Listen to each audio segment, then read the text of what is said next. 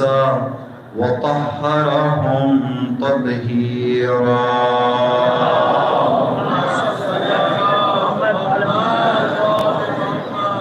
واللعنة على أعدائهم أجمعين.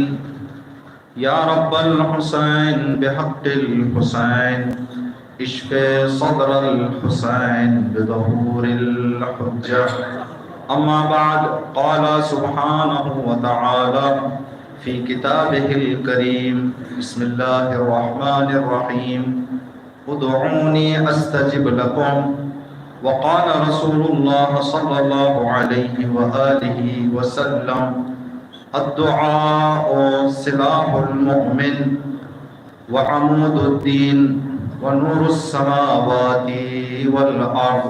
صدق الله وصدق رسوله الكريم. صلوات.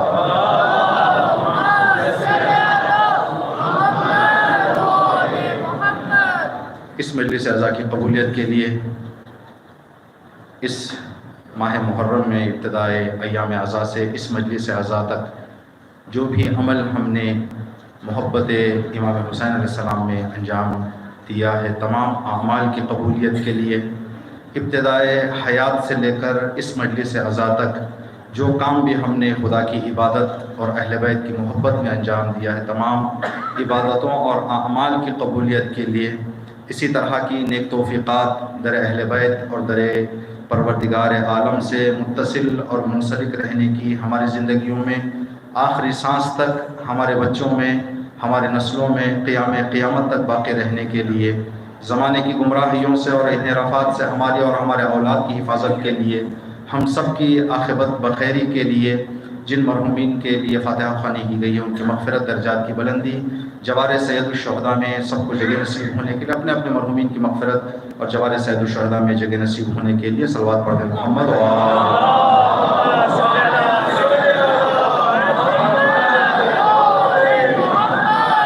جہاں کہیں پر بھی امام حسین علیہ السلام کے عزادار زندگی کر رہے ہیں، سب کی جان، مال، عزت و آبرو کی حفاظت کے لیے تمام مومنین اور مومنات جو بھی مجالس میں شرکت کر رہے ہیں، سب کی دلی حاجات اور دلی مرادوں کے بحق امام سجاد علیہ السلام پورا ہونے کے لیے، بحق امام سجاد علیہ السلام دنیا کے تمام بیماروں کی صحت یابی اور شفا یابی، حاضرین کے بیماروں کی صحت یابی اور شفا یابی کے لیے، اور جو صحت مند ہیں ان کی صحت زندگی کی آخری سانس تک برقرار رہنے کے لیے صلوات پڑھیں محمد.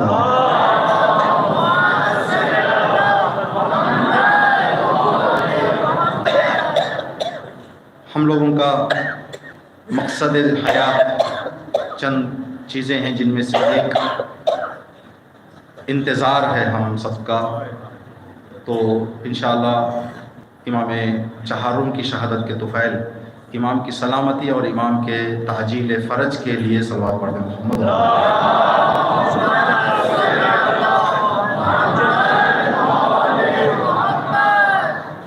یہ مجلس اعزا بسلسلہ شہادت امام زین العابدین، سید الساجدین، امام القانتین، ذو الطفنات، امام البکائین حضرت علی ابن الحسین علیہ السلام منعقد ہے. امام کے مشہور اور چند القاب میں سے 5 لقب ہم نے آپ کی خدمت میں ذکر کیے، جس کا معنی تقریباً آپ حضرات جانتے ہیں. امام کے القاب میں سے ایک مشہور لقب سید الساجدین، جس کا معنی ہے سجدہ گزاروں کا سردار. ایک اور لقب ہے زین العابدین، عبادت گزاروں کی زینت. ایک اور لقب ہے امام القانتین، نماز شب اور تہجد پڑھنے والوں کا امام، سر فہرست. ذو الطفنات، گٹھوں والا. اور ایک لقب امام کا امام البکائین، گریا کرنے والوں کا امام۔ اگر ان 5 لقب پر ہم غور کریں، 4 لقب کا تعلق عبادت سے ہے، 1 لقب کا امام کے تعلق عزاداری سے ہے، گریا سے ہے۔ سید الساجدین عبادت، زین العابدین عبادت، ذو الصفنات عبادت، امام القانتین عبادت، امام البکائین عزاداری، اور امام حسین علیہ السلام کے غم سے منسوب ہے۔ ایک امام کی زندگی میں ان القاب کا موجود ہونا ہمیں یہ پیغام دے رہا ہے، جو جتنا بڑا عزادار ہونا ہے اس کو اتنا ہی بڑا عبادت گزار بھی بننا ہے، اور جتنا بڑا عزادار ہے اتنا بڑا عبادت گزار ہونا چاہیے انسان کو۔ اس لیے کہ چوتھے امام یہ دونوں لقب سے منسوب ہے۔ جہاں امام القانتین ہے وہیں پر امام البکائین بھی امام ہے۔ یہ دونوں چیزوں کو ہم ساتھ لے کر چلنا ہے۔ پتہ نہیں کس شاعر کا شعر ہے یہ، جتنے مصیبت امام نے دیکھی اس کے بعد بھی سید الساجدین لقب پانا، یہ بہت بڑا امام کی فضیلت کا گوشہ ہے۔ کربلا کے بعد بھی تو سید سجاد ہے، دوسرا ہوتا تو کہہ دیتا خدا کوئی نہیں۔ کربلا کے بعد بھی سید الساجدین رہنا اور ساتھ ہی ساتھ امام البکائین کا لقب بھی رکھنا، یہ پیغام ہے ہمارے لیے۔ چوتھے امام کی شہادت کی مجالس ہیں، تو ہم نے ارادہ کیا ان مجلسوں میں جو آپ کی خدمت میں رہیں گے اس سلسلے کی، ایک عنوان جو آپ کی خدمت میں رکھیں، وہ ہے کربلا اور دعا۔ جس موضوع کو آپ کی خدمت میں پیش کرنے کے لیے رسول اللہ کی ایک حدیث کا ہم نے سہارا لیا، جس میں رسول نے فرمایا الدعاء سلاح المؤمن، دعا مومن کا ہتھیار ہے، عمود الدین، دین کا پلر ہے، نور السماوات والارض، زمین اور آسمان کا نور ہے دعا۔ اس موضوع کو انتخاب کرنے کی وجہ کیا ہے؟ اس لیے کہ جب ہم چوتھے امام کا نام سنتے ہیں تو ایک جو مشہور ہے امام کے لیے وہ بیمار کا لقب ہے، اور ایک صحیفہ سجادیہ۔ دعا اور امام کا جو آپ کی خدمت میں عرض کریں کہ بیماری کا مسئلہ ہمارے یہاں بر صغیر میں تھوڑا سا مشہور ہے۔ اس حوالے سے بھی ایک پیغام آپ کے ہاتھ میں ایک شروعات میں عرض کر دیں۔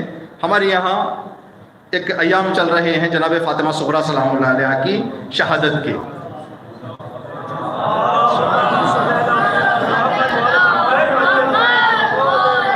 امام سجاد کربلا کے لیے روانہ ہوتے وقت بیمار تھے یا کربلا جا کر بیمار ہوئے؟ جو امام کی بیماری، ہم امام کی مریضی کا ذکر کرتے ہیں، جب مدینے سے قافلہ نکل رہا تھا تو امام نے جن کو ساتھ لینا تھا ان کو ساتھ لے لیا، مصلحت امام کے تقاضے کے مطابق جن کو مدینے میں چھوڑنا تھا امام نے ان کو مدینے میں چھوڑ دیا۔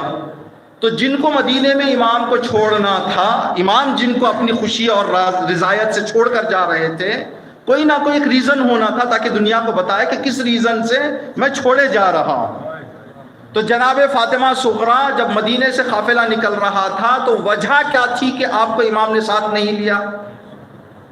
جو تاریخ ہم سنتے ہیں وہ یہ ہے کہ جب مدینے سے قافلہ نکل رہا تھا تو جناب فاطمہ صغریٰ کی طبیعت ناساز تھی، طبیعت صحیح نہیں تھی۔ تو اگر طبیعت ناساز ہونے کی وجہ سے چھوڑ کر جانا تھا اور امام سجاد بھی مدینے میں اگر بیمار ہوتے تو امام سجاد کو بھی چھوڑ کے جانا تھا۔ تو امام سجاد کو لے جانا اس بات کی دلیل ہے کہ مدینہ نکلتے وقت امام سجاد کی طبیعت میں کوئی خرابی، کوئی خلل، کوئی امام کی طبیعت خراب نہیں تھی، ناساز نہیں تھی۔ اب یہ جو بات ہے، کربلا میں امام نے کچھ کاموں کو مصلحت خدا کے سائے میں انجام دیا ہے کہ جناب فاطمہ صغریٰ کی بیماری ایک بہت بڑے سوال کے جواب کے لیے مصلحت تھی۔ تاکہ دنیا کو بتائے کہ امام سجاد کی بیماری کربلا میں صرف وقتی یا کچھ مصلحت کی وجہ سے تھی۔ امام سجاد نہ کربلا سے پہلے بیمار تھے نہ کربلا کے بعد بیمار تھے۔ تو جناب فاطمہ صغریٰ کی بیماری ہمیں بتا رہی ہے کہ امام سجاد مدینہ نکلتے وقت بیمار نہیں تھے۔ تو کیوں؟ اس لیے کہ امام کا جب ہم ذہن میں نام لاتے ہیں تو دعا صحیفہ سجادیہ کی شکل میں ہمارے ذہنوں میں آ جاتی ہے، اور کربلا کے بعد بھی امام نے جو عظیم کارنامہ امام کا جو ہمارے ساتھ آج موجود ہے امام کا، وہ ہے دعائی شکل میں صحیفہ سجادیہ۔ دوسرے کام بھی ہیں جو زیادہ اتنا مشہور نہیں ہے، اس پر بحث ہو سکتی ہے۔ محترم عزیزان گرامی، آپ حضرات جانتے ہیں کہ دنیا میں کچھ ایسے چیزیں یا ایسے کام ہوتے ہیں جو لوگوں کی زندگیوں سے زمانہ گزرتے گزرتے ایسے جڑ جاتے ہیں کہ آدمی کے تصور سے وہ کام بھی ذہن میں آ جاتا ہے، الگ الگ ذکر کرنے کی ضرورت نہیں ہوتی، جس کو علمی زبان میں لازم و ملزوم کہتے ہیں۔ لازم و ملزوم یعنی ایک کے تصور سے، ایک کے خیال سے، ایک کو ذہن میں لانے سے دوسرا خود بخود آ جائے، اس کو پھر لانے کے لیے فکر، سوچ، سمجھنا، سمجھانے کی ضرورت نہیں پڑتی۔ کیا مسئلہ ہے یہ؟ مثال آپ کی خدمت میں عرض کریں گے چند باتیں۔ ابھی ہمیں کچھ صفات یا کچھ نام آپ کی خدمت میں عرض کریں تو آپ کے ذہن میں کیا آتا ہے؟ دیکھیں، اس لیے کہ فرش اعضاء سے جڑے ہوئے مومنین ان باتوں سے واقف ہیں۔ مظلوم، کس کا نام ذہن میں آیا آپ کے؟ مظلوم کا نام سنا، صفت مظلوم سے کیا خیال آیا؟ حسین۔ وفا، جدا نہیں کر سکتے آپ، لازم ملزوم ہے یہ۔ جہاں وفا وہاں عباس، جہاں عباس وہاں وفا، جہاں مظلوم وہاں حسین، جہاں حسین وہاں جدا نہیں کر سکتے، ان کو لازم ملزوم ہے۔ مظلومیت اور امام حسین میں اس طرح سے ایک دوسرے سے مل چکے ہیں کہ اب ان کو جدا نہیں کر سکتے۔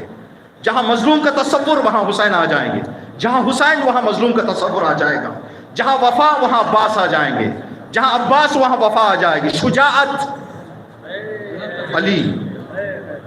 علی بن ابی طالب، جدا نہیں کر سکتے، چاہے اچھی چیزیں ہوں یا اور ایک دو مثال، صبر، زینب، جدا نہیں کر سکتے۔ اسی لیے کہا جاتا ہے، اور بھی کچھ مثالیں ہیں، چاہے اچھی ہو چاہے بری ہو۔ جیسے بری ایک دو مثال دیں آپ کی خدمت میں، فرار، بھاگنا، لازم ملزوم، جدا نہیں کر سکتے۔ ایک مرتبہ بھاگنے سے اتنا جڑتا نہیں آدمی سے کوئی صفت، جب یہ عادت بن جاتی ہے تو جڑ جاتی ہے۔ رونا صفت ہے، شجاعت فضیلت، تلواروں کے سائے میں سونا، جدا نہیں کر سکتے۔ شجاعت فضیلت، صبر فضیلت، وفا فضیلت، مظلوم فضیلت، فرار فضیلت نہیں ہے، رونا فضیلت نہیں ہے۔ تو یہ بھی ہے، یہ بھی، نہ یہ جدا ہو سکتا نہ وہ جدا ہو سکتا۔ ہماری زندگی میں دو طرح کے کام ہوتے ہیں۔ ایک مرتبہ انسان کوئی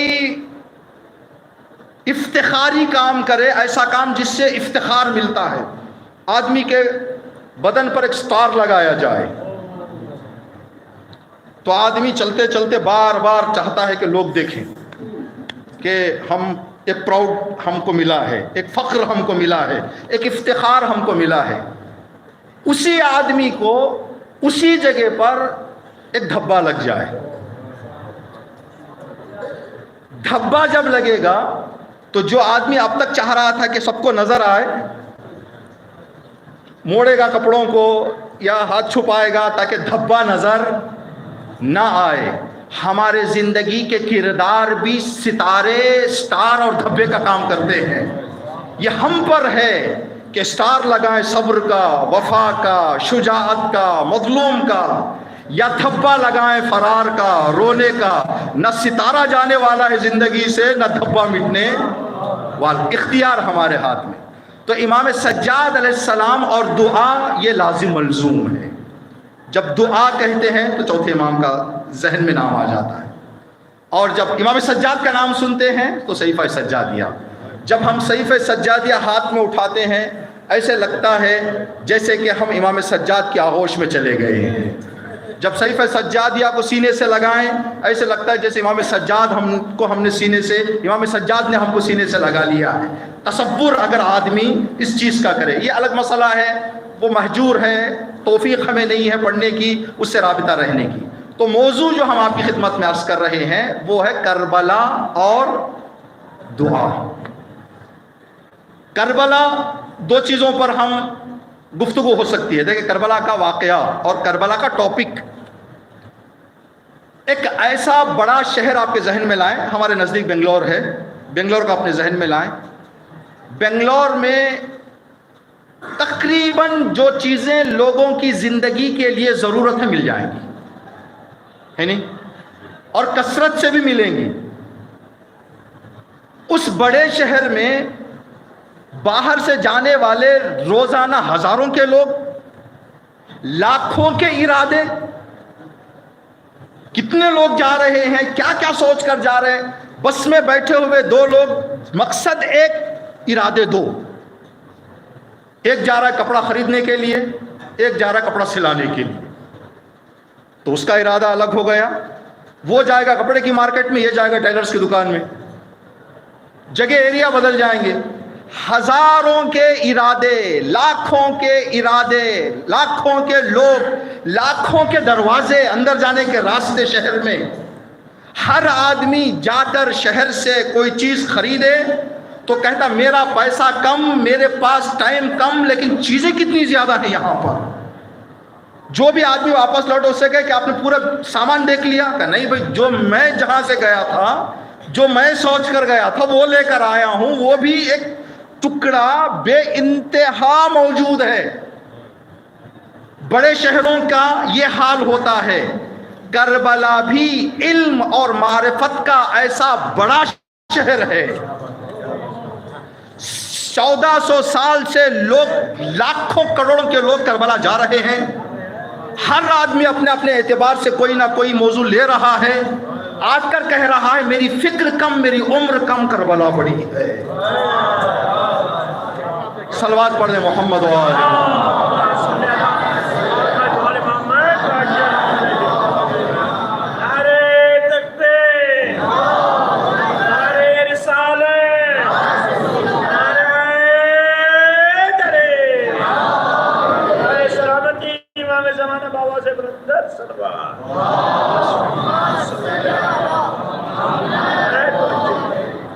آپ حضرات جو فرش اعضاء سے جڑے ہوئے ہیں، کتنے موضوعات کے ضمن میں آپ نے گفتگو سنی.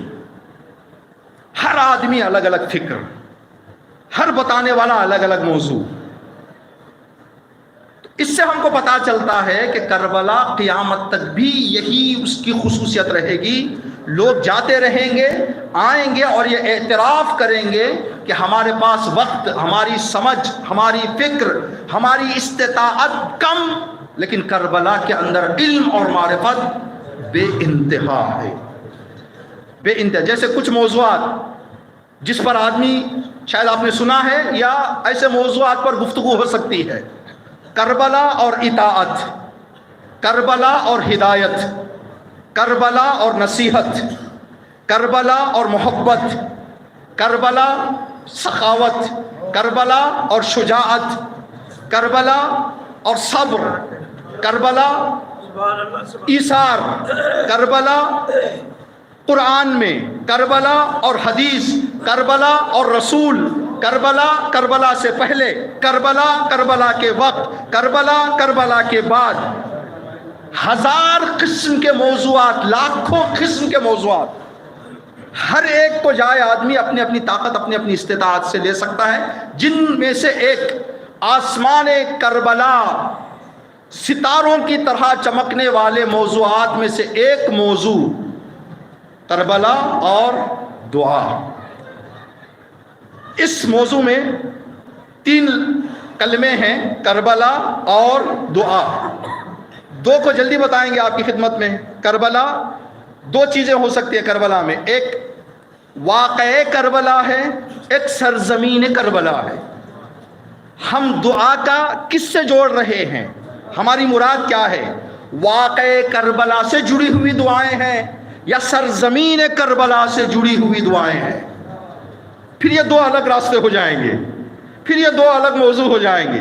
اس کے لیے پھر الگ کام کرنا پڑے گا. ہمارا جو ارادہ ہے وہ واقعہ کربلا اور دعا. تو آپ جب سنیں گے کربلا اور دعا، سرزمین کربلا نہیں. اگر سرزمین کربلا کے حوالے سے دعاؤں کو دیکھیں تو کربلا کے بارے میں جو دعائیں آئی ہیں یا کربلا سے جڑی ہوئی جو اماموں نے دعائیں مانگی ہیں پھر الگ موضوع ہو جائیں گے. خود کربلا کے بارے میں دعا، کربلا سے جڑی ہوئی دعائیں. جیسے ایک مثال آپ کی خدمت میں عرض کریں، ہمارے اور آپ کے 10ویں امام امام علی نقی علیہ السلام،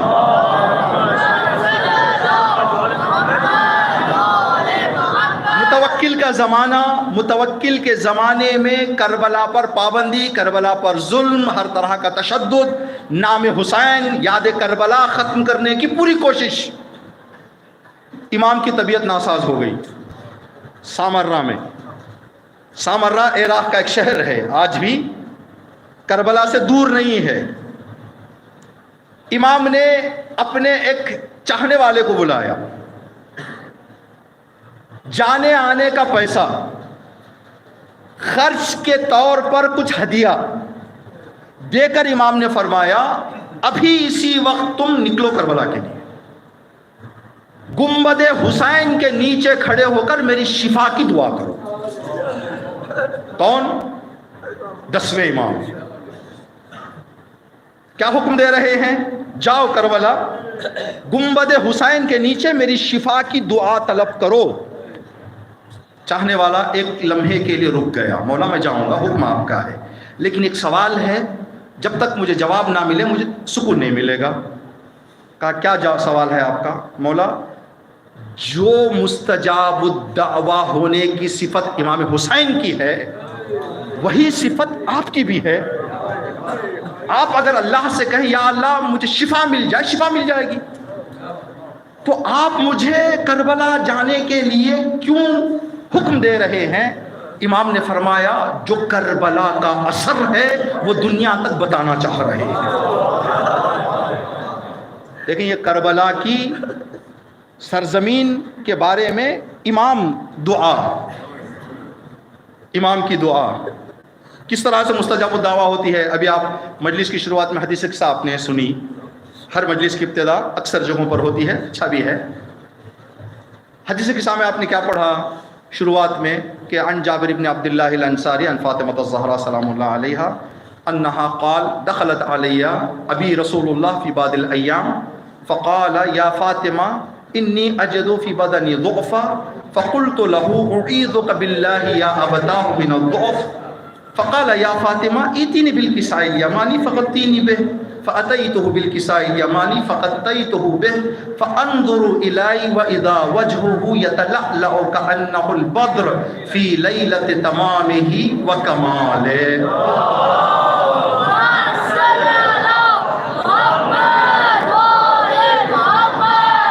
یہ حدیث قصہ ہے کس طرح سے پیغامات اہل بیت دیتے ہیں. اہل بیت کیسے پیغامات دیتے ہیں. جن حضرات کی شادیاں ہو چکی ہیں آپ اس بات کو بہتر سمجھ سکتے ہیں. شادی سے پہلے آدمی اگر مشکل میں پھنس جائے گھر جائے گا، اپنے ماں کے پاس جائے گا. شادی کے بعد اپنے گھر جائے گا. اگر الگ ہو گیا آدمی تو جہاں پر اس کا گھر ہے، اس کی بیوی بچے ہیں، وہاں پر انسان پہلے جائے گا. خدا نہ کرے، خدا نہ کرے، خدا نہ کرے اگر کسی کی زوجہ اس قابل نہیں ہے کہ رحم کر سکے، سمجھدار نہیں ہے، تو آدمی دوسرے آپشنز دیکھے گا. تو رسول کی طبیعت ناساز ہوئی. مدینے میں بیویوں کا گھر بھی تھا، گئے کہاں رسول؟ انی اجد فی بدنی ضعفا، میرے بدن میں مجھے کمزوری کا احساس ہو رہا ہے. گئے کہاں؟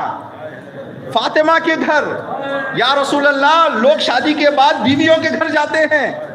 تو پہلی بات یہ، یا تو سمجھدار نہیں تھے، رسول کو بھروسہ نہیں تھا، جس کے گھر جانا تھا، یا رسول پیغام پہنچا رہے ہیں اے میری سنت اور سیرت پر عمل کرنے والوں، صرف میرے کاموں کو دیکھ کر اپنا لینا میری سنت نہیں ہے، مشکلات میں در فاطمہ پر جانا میری سنت ہے۔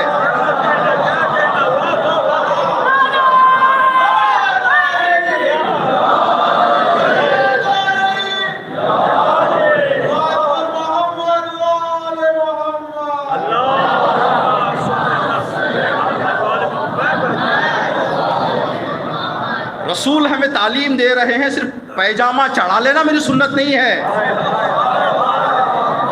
مشکلات میں در فاطمہ پر جانا میری سنت ہے۔ رسول گئے فاطمہ زہرا کے گھر، اب آگے کیا فرمایا رسول نے، بی بی نے کیا فرمایا، بابا نے کہا کہ بیٹی یمنی چادر لاؤ، یمنی چادر لا کے مجھ پر ڈھانپ دو۔ رسول نے جیسے ہی کہا بیٹی میں کمزوری کا احساس کر رہا ہوں، تو بی بی نے کیا کہا، اعوذ، فقال رسول اللہ، جب رسول نے کہا بابا میں آپ کی بیماری اور آپ کی کمزوری سے اللہ سے پناہ مانگتی ہوں، یہ دعا ہے یا دعا نہیں ہے، دعا ہے یا نہیں ہے؟ رسول نے کہا بیٹی میں کمزوری کا احساس کر رہا ہوں۔ فاطمہ نے اللہ کی بارگاہ میں ہاتھوں کو اٹھا کر فرمایا پروردگار میرے بابا کی کمزوری کے مسئلے میں تجھ سے پناہ مانگتی ہوں۔ رسول خدا نے کہا بیٹی چادر اڑا دو مجھ پر۔ فاطمہ زہرا چادر اڑانے کے بعد کہتی ہیں میں دیکھ رہی تھی انظر الی واذا وجهه یتلألأ کأنه البدر فی لیلۃ تمامہ وکمالہ، میں ڈھانپنے کے بعد دیکھ رہی تھی میرے بابا کا چہرہ 14ویں کی چاند کی طرح چمک رہا تھا۔ سوال، ڈھانپنے کے بعد چھپتا ہے یا نظر آتا ہے؟ فاطمہ زہرا یہ نہیں کہہ رہی کہ میں نے ڈھانپتے ڈھانپتے دیکھا، فغطیتها، میں نے اڑا دیا، فانظر الی، اس کے بعد میں دیکھ رہی تھی چھپے ہوئے بابا کو، ڈھپے ہوئے بابا کو، 14ویں کی چاند کی طرح چہرہ چمک رہا تھا۔ بی بی آپ کیا پیغام دینا چاہ رہی؟ چھپی ہوئی چیز تو چھپ جاتی ہے، نظر نہیں آتی۔ پردہ غیبت کے دور میں زندگی کرنے والوں، میرے بابا نے آ کر رسالت کے مقام کے اعتبار سے ایک حکم دیا، بابا ہونے کے اعتبار سے ایک حکم دیا، اطاعت رسول اور والدین کی اطاعت میں اگر زندگی کرو گے تمہارا وقت کا امام پردے میں بھی رہے گا تو تم کو نظر آئے گا۔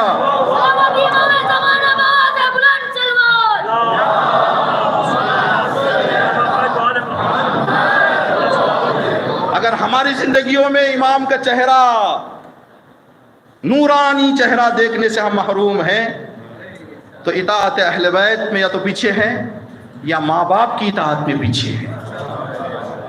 اگر یہ دونوں رہ جائیں ساتھ تو پردے میں رہنے والی حجت کو بھی دیکھا جا سکتا ہے۔ پیغام ہے بی بی کا۔ اس کے بعد بات یہاں تک آ گئی فاطمہ زہرا کی دعا جیسے قبول ہوئی وہ آپ کی خدمت میں عرض کرنا ہے۔ رسول آئے ہیں کمزوری کا احساس کرنے کے بعد، تنہائی آپ چاہ رہے تھے، آپ چادر میں ڈھپے ہوئے تھے۔ فما كانت الا ساعة واذا بولدي الحسن قد اقبل وقال السلام عليك يا امه، ابھی کچھ دیر نہیں گزری تھی میرے لخت جگر، میرے نور نظر، میرے بڑے فرزند حسن تشریف لائے۔ سلام کیا، میں نے جواب دیا، کہنے لگے اماں جان نانا کی خوشبو محسوس ہو رہی ہے، مجھے رسول کی خوشبو محسوس ہو رہی ہے۔ کہاں بیٹا؟ آپ کے نانا اور رسول چادر کے نیچے ہیں۔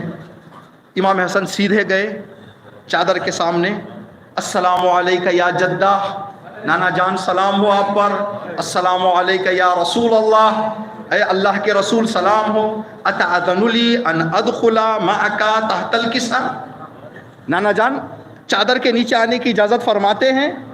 رسول نے کہا نعم، تشریف لاؤ بیٹا اندر۔ اگر کوئی آدمی کمزوری کے احساس کر کے تنہائی میں بیٹھا ہوا ہے، بچہ آ جائے، روکنا ہے یا اجازت دینا ہے جانے کی؟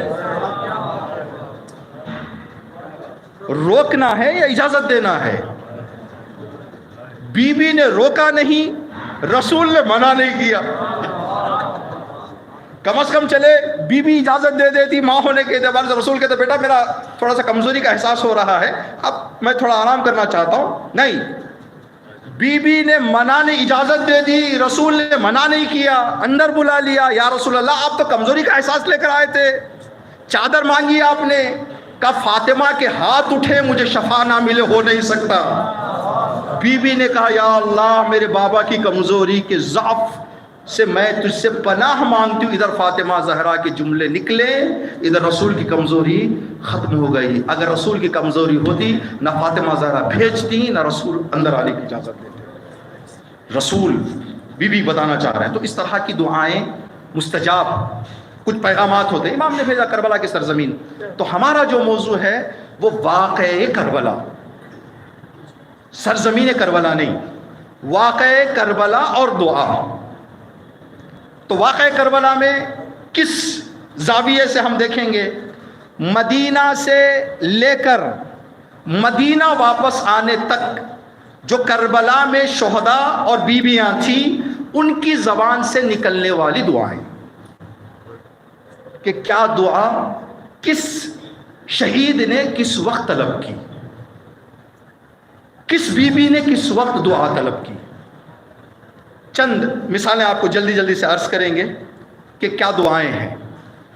जैसे इमाम रसूलुल्लाह की कब्र पर थे, इमाम हुसैन जब बैत तलब की गई इमाम से, रसूल की कब्र पर थे। जब यजीद की तरफ से बैत तलब की गई, इमाम पहले दिन, दूसरे दिन, तीसरे दिन नाना की ज़ियारत के लिए गए। तीसरे दिन खड़े होकर इमाम ने कब्र रसूल पर बैठकर एक दुआ की। इस दुआ को इस वक्त इमाम ने क्यों तलब की? देख, हमारी दुआओं में और इमामों की दुआओं में एक बहुत बड़ा फ़र्क है। हम जो दुआ पढ़ते हैं वो इत्तिबा करते हैं, इमामों ने जो सिखाया वो हम पढ़ रहे हैं। इमाम जो दुआ करते हैं वो दुआ तख्लीक कर रहे हैं, दुआ ईजाद करते हैं इमाम। हम दुआ पढ़ते हैं, इमाम दुआ ईजाद करते हैं। और दुआ ईजाद और पढ़ने में एक सवाल बेंगलोर में एक बंदे मोमिन ने पूछा था, ये आपके इल्म में इजाफे के लिए, माह रमज़ान के रोज़ों को बातिल करने वाली चीज़ों में से एक चीज़ ये है कि अगर कोई इंसान झूठी हदीस अपने ज़बान पर रोज़े की हालत में कह दे, रोज़ा बातिल। जानबूझकर एक हदीस 14 मासूमीन में से किसी भी एक की जो नहीं है, कंफर्म नहीं है, वो हदीस आदमी अगर कहीं पर बोल दे, किसी को फॉरवर्ड कर दे आजकल के ज़माने में, तो उसका रोज़ा बातिल। इस मसले के हवाले से एक जवान ने सवाल किया कि झूठ झूठ है, झूठ झूठ है, हम झूठ कहें तो रोज़ा बातिल नहीं होता। एक आदमी सहरी नहीं खाया, अब अपना भरम रखने के लिए कोई पूछ रहा भाई सहरी खाए? हाँ खा लिया, रोज़े के हालत में। रोज़े के हालत में झूठ क्यों कह रहे हो? तो नहीं खाए। बाज़ जगहों पर इंसान के ज़िंदगी में झूठी जो बातें होती हैं ना, वो लंबे देर तक नहीं चलती। हम ये मिसाल देते हैं, झूठ और बातिल ये सफ़ेद बाल और सियाह बाल की तरह है। जिसके नेचुरल ब्लैक बाल हैं, काले बाल हैं, उसको बताने की ज़रूरत नहीं कि मेरे काले बाल हैं। खिजाब लगाने वाला आदमी हमेशा आईना के सामने जाके देखता कि निकल तो नहीं गया कोई उजला। तो बातिल खिजाब लगाने वाला कलर है, आप कितना भी लगाएंगे कल परसों, या चले आप मेंटेन करते जाएं एक मुद्दत तक, खुदा ना करे हॉस्पिटल में चले गए, पेंट लगाने की जरूरत नहीं पड़ी, इजाजत ये नहीं मिला, मौका नहीं मिला, जब हॉस्पिटल से आएंगे तो पता चल जाएगा कि साहब कलर लगाते थे। तो ये बातिल छुपाने से छुपने वाला नहीं है, बातिल नजर आ जाएगा, हक हमेशा बुलंद रहेगा, हक हमेशा बुलंद रह जाएगा। एक मसला अर्ज कर रहे थे जो ज़हन से चला गया, सलवात पढ़ दे मोहम्मद व आले मोहम्मद।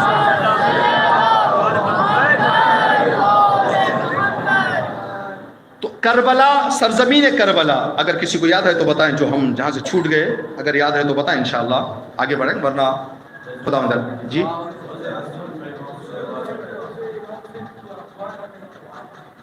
جی جی جی جی احسن جی جزاک اللہ. قبر رسول پر بیٹھ کر امام حسین دعا کر رہے ہیں کہ پروردگار. تو یہ دعا امام نے اسی وقت کیوں طلب کی؟ ہم جو دعا کرتے تو بنگلور کا مسئلہ بتا رہے تھے سوال کہ ہمارے روزے میں ہمارے جھوٹ میں ہمارے جھوٹ سے کچھ بگڑنے والا نہیں ہے. امام سے نسبت کر دے تو امام کا جملہ دین ہے، اس لیے روزہ باطل ہے کہ دین میں نہ کوئی چیز داخل کر سکتے ہیں نہ کوئی چیز خارج کر سکتے ہیں. سچ بولنا ہے دین میں. تو آدمی اپنی زندگی میں جھوٹ اپنے لیے بول دے روزے کا ثواب کم ہو جائے گا، امام کے لیے بول دے تو روزہ باطل، اس لیے کہ دین میں اس نے بدعت ڈال دی ہے، دین میں اس نے ایک نیا حکم ڈال دیا ہے. تو امام جو یہاں پر دعا آپ نے کی، یہی دعا کی. کیوں کی؟ 2 سال پہلے ہم نے ایک موضوع اللہ کے مدد سے ایک جگہ پر ہم نے پڑھا. موضوع رکھا تھا ہم نے کربلا میں پڑھی جانے والی قرآنی آیات، کہ امام حسین علیہ السلام کربلا میں کن کن آیتوں کو آپ نے قرأت کی، کس مقام پر کون سی آیت، اس مقام پر اسی آیت کو امام نے کیوں پڑھا. بہت بڑا موضوع ہے. تقریباً 10-12 آیتوں کی ہم نے روشنی ڈالی، گفتگو کی. تو اس بار ارادہ کیا ہے کہ کربلا اور دعا. تو امام نے جو ایک دعا، امام کی شہادت واقع ہو گئی، یزیدی فوج سر کاٹ کر چلے گئے، وہ اپنے اپنے کاموں میں مصروف ہو گئے.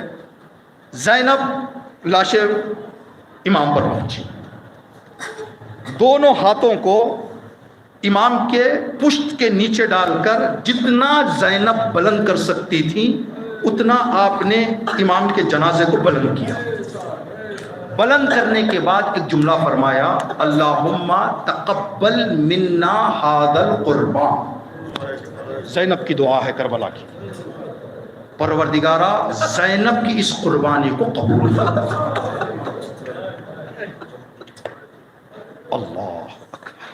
اللہ اکبر. اس کی گہرائی میں آدمی مر بھی جائے سمجھ نہیں سکتا.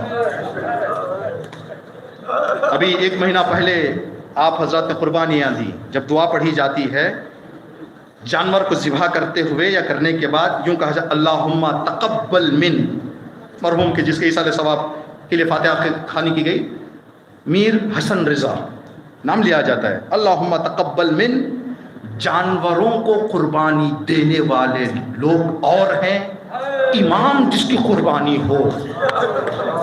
اب اندازہ لگائیں جناب زینب کبریٰ کا مقام کیا ہوگا، جو زینب امام حسین کو اپنی قربانی بتا کر اس حالت میں عقلیں نہیں سمجھ سکتی ہے، اٹھا کر کہہ رہی تھیں اللہم تقبل منا ھذا القربان. پروردگار اس قربانی کو مجھ سے قبول فرما. جب امام راستے میں چل رہے تھے انا للہ پڑھا امام نے تو جناب علی اکبر قریب آئے، بابا جان انا للہ پڑھ رہے ہیں، کوئی خاص وجہ؟ کہا کہ بیٹا ابھی چلتے چلتے میری آنکھ لگ گئی، مجھے یہ آواز ہاتف غیبی کی سنائی دی، حسین آگے آگے جا رہے ہو، شہادت پیچھے پیچھے آ رہی ہے، آپ سب شہادت کے لیے جا رہے ہیں. تو جناب علی اکبر نے کہا کہ بابا کیا ہم حق پر نہیں ہیں؟ حق پر ہیں، ہماری جانیں حق پر جا رہی ہیں دین کے لیے. کہا بیٹا بے شک. کہا لا ابالی، کوئی پرواہ نہیں بابا جان، چاہے شہادت موت ہم پر آ جائے یا ہم موت پر چلے جائیں، جب حق پر ہے تو پھر. تو امام حسین علیہ السلام نے ہاتھوں کو اٹھا کر دعا دی، بیٹا ایک باپ جو جزا تجھے دے سکتا ہے خدا اس سے بہتر جزا تجھے دے. بیٹا ایک باپ کی محبت، اطاعت، معرفت کا جو خدا ثواب دیتا ہے اس سے بڑھ کر اللہ تجھے ثواب دے. یہ دعائیں ہیں کربلا کی. انشاءاللہ ایک ایک کر کے جتنی ہو سکیں آپ کی خدمت میں عرض کرنے کی کوشش کریں. جب قافلہ نکل رہا تھا کربلا سے، ایک بحر الانوار میں بہت طولانی حدیث ہے، امام سجاد فرماتے ہیں کہ ہم لوگوں کو وہاں سے گزارا گیا جہاں سے ہمارے شہداء کے جنازے تھے. رسول کی خدمت میں حاضر کیا گیا تو رسول نے فرمایا بلال ان اسیر عورتوں کو مدینہ لے کر جاؤ. بلال اسیر عورتوں کو لے کر جا رہے تھے، انجانے میں اس راستے سے گزر ہو گیا جہاں ان عورتوں کے بھائی اور بڑوں کے جنازے تھے. کچھ دیر نہیں ہوئی ان عورتوں کے رونے کی آواز بلند ہو گئی. رسول نے کہا بلال کیا مسئلہ پیش آ گیا؟ یا رسول اللہ مجھے معلوم نہیں. آپ نے کہا لے جائیں، میں لے جا رہا تھا، یہ رو رہی ہیں. رسول نے پوچھا اے خواتین کیا مسئلہ پیش آیا؟ کہا یا رسول اللہ بلال ہم کو اس راستے سے لے کر گئے جہاں ہمارے بڑوں کے جنازے تھے، ہم سے رہا نہیں گیا. رسول نے کہا بلال ایسا کام دوبارہ نہ کرو، عورتوں کا دل نرم ہوتا ہے، دیکھا نہیں جا سکتا. آپ اندازہ کریں مشرکوں کی عورتوں کے دل کے رحم کا اتنا خیال میرے رسول، زینب کے دل پر کیا گزری ہوگی جب زینب کبریٰ کو جان بوجھ کر اس جگہ سے گزارا گیا جس جگہ بھائیوں کا بچوں کا جنازہ تھا. اب جب جناب زینب کو گزارا بھی گیا ہے تو دو روایتیں ہیں جو دقت کے قابل ہیں. عاشور کے دن جب امام حسین علیہ السلام شہید ہو گئے تو روایت میں ہے کہ جو بھی امام شہید ہوتا ہے اس کے دفن سے پہلے فرشتے اس کو رسول اللہ کی بارگاہ میں لے کر جاتے ہیں. لے جا کر رسول خدا سے یہ بات ہوتی ہے کہ یا رسول اللہ میں نے آپ کی وصی اور آپ کی جانشینی کا حق میرا جتنا تھا میں نے ادا کر دیا ہے. رسول کی بارگاہ سے پھر واپس آ کر زمین پر دفن ہوتے ہیں. لیکن جب امام حسین شہید ہوئے رسول نے فرشتوں سے کہا کہ تم حسین کو لانے نہ جاؤ، میں خود زمین پر چلا جاؤں گا، میرا حسین زخمی،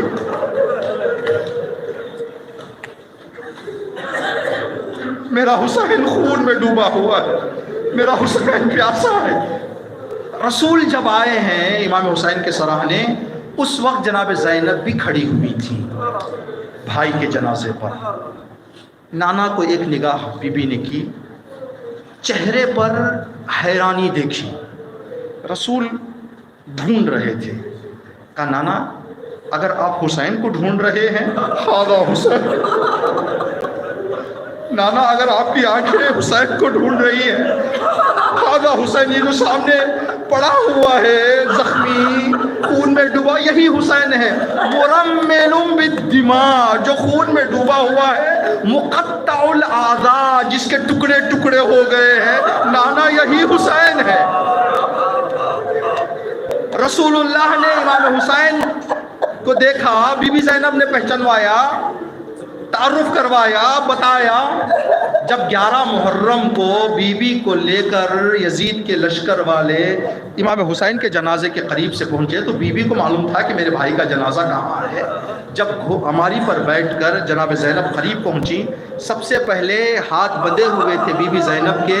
روایت کے جملے ہیں کہ زینب نے اپنے آپ کو منہ سے گرا دیا. جملہ جو اس مصائب کو پڑھ کر فوراً دل میں خیال آتا ہے، ادھر زینب گری، ادھر لاش عباس تڑپا ہوگا. کہا ہوگا بی بی بغیر ہاتھ کے گرنے کا غم مجھے، بی بی بغیر ہاتھ کے میں گرا تو کیا ستم کیا غم ہوتا ہے. بی بی آپ کے ہاتھ بندھے ہوئے. اللہ اکبر، اجرکم اللہ. جناب زینب اسی حالت میں قریب بیٹھ گئی جو کل جس زینب نے نانا سے کہا تھا ہاذا حسین مرمل بالدماء. ایک نگاہ غور سے جنازے پر ڈال کر سوال کیا انت اخی، کہ تو ہی میرا بھائی ہے، کہ تو ہی میرا بھائی ہے. بی بی کل آپ نے پہچانوایا، آج سوال کر رہی ہیں کہ 11 محرم گھوڑوں کی ٹاپوں سے میرے حسین کی حالت ایسے ہو گئی تھی. کل پہچانوانے والی زینب آج سوال کر رہی ہے آج انت اخی، کہ تو ہی میرا بھائی ہے. اجرکم اللہ. زینب بھائی کے جنازے سے اٹھی، امام سجاد پر ایک نگاہ ڈالی، ایک سوال کیا، سجاد مجھے ایسے لگ رہا ہے جیسا ابھی تیری روح نکل جائے گی بیٹا، بیٹا کیا سوچ کر رو رہا ہے، کیا سوچا ہے تو نے؟ تو امام سجاد نے ایک جملہ کہا، اس جملے کو عرض کرنے سے پہلے تھوڑا سا احساس قریب کرنے کے لیے، ماں باپ کے دل میں بچوں کے حوالے سے ہزاروں ارمانیں ہوتی ہیں، میرا بچہ پڑھا لکھ کر بڑا ہو جائے، میرے بچے کی زندگی بن جائے، میرا بچہ کامیاب رہے، میرا بچہ صحت مند رہے، لیکن بچے اپنے ماں باپ کے حوالے سے ہمارے ماحول میں 2-3 ارمانوں سے زیادہ نہیں رکھتے۔ ایک، پریشان نہ ہو میرے ماں باپ، اللہ مجھے اگر دولت دے دے تو کربلا کی زیارت کو بھیج دوں، اگر میرے باپ کا انتقال ہو جاتا ہے، میرے ماں کا انتقال ہو جاتا ہے، میری حیثیت کے اعتبار سے عالی شان میرے بابا کا جنازہ اٹھے، کفن پہناؤ، مجلس کرواؤں، یہ بچوں کے دل میں ارمان ہوتی ہے۔ جب جناب زینب نے پوچھا کہ بیٹا سجاد کیا سوچا تو نے؟ جناب سجاد نے کہا پھوپھی اماں جوان بیٹا زندہ ہو،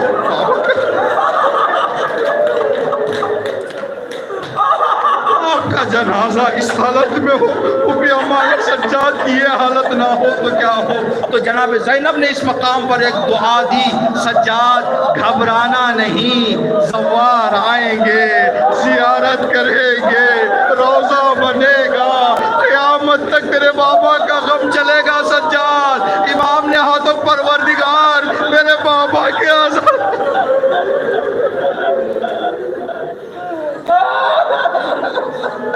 اللہ لعنت اللہ علی القوم الظالمین، سیعلم الذین ظلموا ای منقلب ینقلبون، ربنا تقبل منا انک انت السمیع العلیم۔